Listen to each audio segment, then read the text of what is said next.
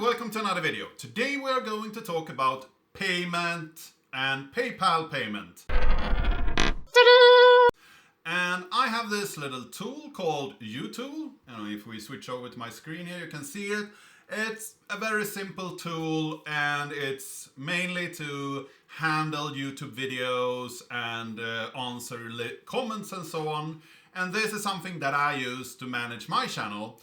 But I realized that because I have a site quota here, which is a quota that Google is setting up, which is quite low, I didn't want everyone to use this. So I had to set up some kind of payment. So if someone wanted to use it, they could and just fill up their account with a couple of months here. But I still didn't want my site quota to just be destroyed because everyone used it for free. So here we have some kind of thing that we can choose a couple of months and then you pay about $2 per month.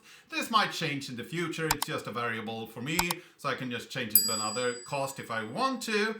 And then you have this PayPal here. And if I press that, you get this normal PayPal flow that you have seen before. So this is what I wanted to set up. And it's quite easy to actually get up and running. So I wanted to go through the process.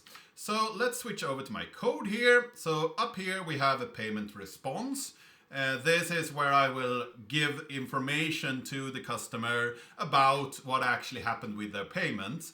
Then we have this little input range here where you can choose between 1 and 12 months. And then we have the actual price label down here. But this is where the magic happens, the PayPal button container. So this is where the actual payment will be done. I will set up a couple of const here for the different elements. I have a monthly select. That was what you saw when I dragged the actual range ticker. So it actually updated the price. And then we have the JavaScript for the payment. So PayPal is something that you get, a PayPal object, if you add this PayPal script up here. You need to give it your PayPal client ID. And you can say that I want the components of buttons and I want the currency to be USD. So those are the only things I set here. There is a bunch of different variables or parameters that you can put into the script, but these are the most, or the required ones, I would say. And down here you get this PayPal object and then you get this buttons class that you can initiate. And this has a couple of functions. First off, we have the functions down here. We will set a style. So I will have a vertical style. We will have gold button. We will have the shape of rect on the buttons. And the label is pay. And that is what it says when I want to pay here. So pay with PayPal. If you just put PayPal, it will just say PayPal and so on. So you have a couple of different choices on what you want the label to say. And then on click here, I will just clean up my payment response, so nothing interesting there. If I have an error or something is cancelled, I will just console log those out. Just for debugging purposes, I don't know if there is any reason to tell too much about the error. Errors could, of course, be sent to the GUI, but most of the errors will be handled by the backend during one of the operations. So a JavaScript error is very uncommon here. So if we go into the create order, which is the first one that is triggered, when you press the button, it will create an order. And what I do here is just create a call to my backend. So I say the number of months and then I send it off to my backend. This is the fetch I run to the payment Ajax. I will post this as a JSON and with the data. And I will get an order data back. If there is an error, which it could happen, then we will get the details of that error and we will check the response of the status. And the response status could be something above 299. Then it's an error in HTML response code. And I will console error that data out. And I will also take the error detail description and the debug ID. Guess this could be a normal ID as well, but I will just type out which ID you need to ask PayPal about if you have any questions of this. So there's the debug ID is something that you can tell them, and then they can give you more information, or tell me and I can look it up. And then the response is, sorry, your transaction could not be processed due to this error. So that is what will be in that spawn. So, and it will have the color red. And if everything goes good, we'll get an order ID, and that is what we will later on be using during the process to actually do the payment. So this order ID is sent back to the caller, which is the PayPal pop-up. So it will get the order ID. So I don't need to keep track of that. I just send it over to them. And when everything is approved, I get this order ID back. So that will be sent back to my backend. I approve order payment. It's just sending that back. We will get an order detail object back, data back here, which has an order detail again. And in this order detail, you could have something on the order data that is internal server error. Then we will get that error out. We could also have an instrument declined, which is the payment for this particular card or something like that was not successful. Try again. And then it will just restart the current actions. And the other order detail on here, we will send out the normal error here, which is the same here. Though, sorry, your transaction could not be processed with an error. Same goes if we have another problem with the purchase units, we will send that out as well as an error. But if everything else is fine, we will get down here. We will do the purchase units order captures and check that if we have anything there. And we also will check in the order purchase payments authorization. So any of these could be the preferred response, and that will be our transactions. We will tell the status, which is probably completed, and then the ID, so you have a tracking ID for your purchase. So this is pretty much the same script that they give you as an example. So most of this is copy-pasted from their documentation. If we look at the backend, there where all the magic happens, I have first this generate PayPal access token. That is something you need in order to talk to the PayPal backend. So in here I will have the client ID, the client secret, and the endpoint. That is something that you get from PayPal, so these could change. The endpoint is one thing for testing and another thing for the actual payment or the actual production environment. But they are told by the system. I think it's something like API-m.paypal.com or something like that, which is the real PayPal endpoint. And then we will add the client ID and the client secret and base64 encode that. That is what we'll use as a basic auth. So this is just logging into their site and sending the content down here as a URL formed that we want the client credentials. So just grant type client credentials is sent with a normal login with the PayPal client ID and PayPal secret.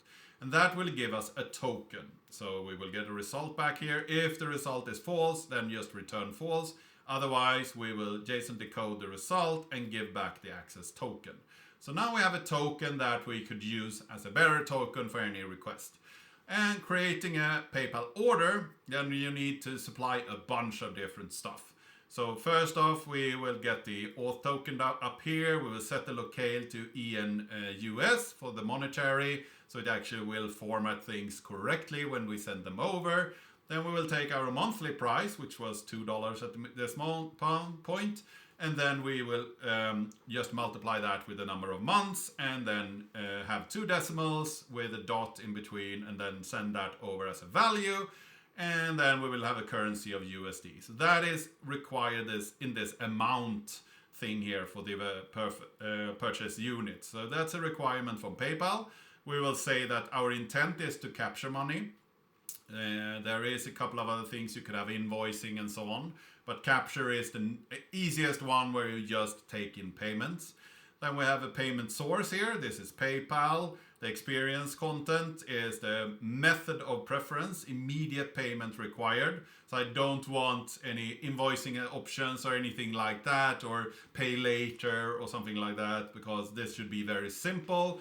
The same goes for payment method selected, should be PayPal. You could go with card, of course, so you could do another selection, but the selected method should be PayPal. The brand name is uTool app, and the locale should be EN/US. So if you use a site that is EN/US, you should be able to pay with EN/US as well. And the shipping preference is no shipping. I have no shipping. It's just paying for an online service, and the user action is pay now. So this is setting up my payment, pretty simple. And then down here we have the authorization bearer, and then we will post that over with query data, and I will do my curl call here to this payment endpoint, just check out orders, post, and send in the headers, these headers, and the post data. So this is a normal curl call, nothing extra in this. I will set the content type, I will set the content length, and I also will set the we can look into curl call as well if you want it. So it will set the content type, the content length, and the user agents to uTool. And then we will do a normal curl here where we set the custom method, we will set returns transfer true, post fields, headers, and then we will just fetch the response, fetch the curl error and the info, so we can actually get the response code. It will be set into status code, and the message will be the curl error if we have an error up here. Otherwise, we will return the HTTP code and a response. So this will probably 200 with a response. And the response should also be in JSON form, application JSON. So that's nothing that complicated. And then we will get it back here. So I will check the result 0. If it's less than 200, it's not okay. If it's more than 299, it's not okay either. So then we will return with the response code and set the result here. So that will be a failed attempt back. And otherwise, we will decode the JSON, of course. We will get the number of months here, and we will create a new payment in our payment database where we set the JSON result ID. So this is the ID, the order ID that we want to pay with. And then we will set the user that wanted to do the payment. We will set the number of months that the payment was for, and the monthly price. So that is something that we will put into this record. The reason I set the monthly price is if I change this in the future, I need to have a record on how many months were bought for which price, so I can get the right information to the customer. And then next up, we will have the approved payment order. And here, as with above, you have a couple of states here where things could go wrong. So when you're testing this, you could set any of these mock responses in order to test different failure states. So those are really great to set here, so you can try it out when you're in a testing phase. Another thing that I want to add to this video is when I did the testing of this product, or this payment method, they had a couple of cards that you could test with. So they had this card that you test with to see that everything is fine, and then you had this card you can test with, do you get an error? Those were not problematic test cases, those just worked fine. But then you could have this card that is failing and then add a particular name to the card and say that this should be this kind of failure. I never got any of those tests to work.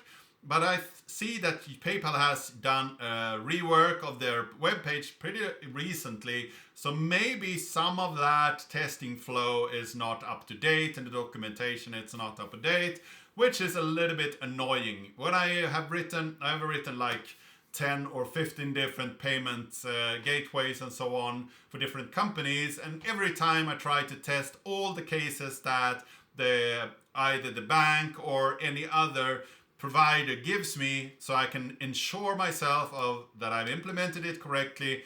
All the test cases come back and give me a particular failure, and I either could choose to respond to the failure in a particular way or just fail with a normal failure and say this payment did not go through. But that is a choice I have. But in this case, the actual testing that I could do was very limited, which is a little bit annoying. So keep that in mind if you ever implement PayPal. And if you had a different experience, please leave a comment about that in the comment section down below. So again, we will set the auth bearer up here. We do a curl call to orders with the order ID with capture. So now we are actually doing the capturing. And then we have the same response object here, and we get a response JSON. Here we want to check through and get the actual value of the payment. So we see that we get how much they are paid. We will get the status. So that is what was done with the order. And we will also get the email. So if we ever have any problems with this order, we can fetch that email and mail the person and talk to them or discuss the payment. And we will also get this ID, and that is so we can update our records. We will set it up here, so we say how much they paid, what status it was, and the email. And the order payment date we'll set to now. And then the response is the full response back from the payment. So if we have any other data that we need to check up later, we can look at that object. That is just an extra precaution. So if PayPal asks for anything, we could look that up. And then we will set it to the particular ID of the payment with this user ID. So that is updating the payment.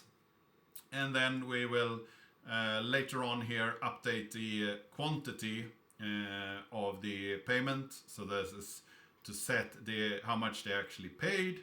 So we will select quantity from payment, where quantity times price is equal to paid. So we check that they actually paid for the amount that they actually put in. And we will get that back if the quantity is getting back here. So we get a result with a particular quantity. That's the months that we need to update. So now we will get that user and we will check the paid until. And the paid until should either be inserted or updated into the database, or we need to update it either from now or from the data that is actually in the database. So that is what this update statement is doing here. We will check if the paid until is larger than now, then we will add to pay until with extra month value, or if not, we will add to now the interval of months forward. So that is how to update it, either if they already have paid for a while or if they are newly updating for, they don't have any extra time. So we will just update that and then we'll get the result back. So that is pretty much my payment functionality here. It's not that complicated and it works pretty well. So that was what I wanted to cover today. I hope that you found this interesting. If you like this video, give it a like, share it with your friends and colleagues. If you haven't subscribed yet, please do that. And I really hope to see you in the next video.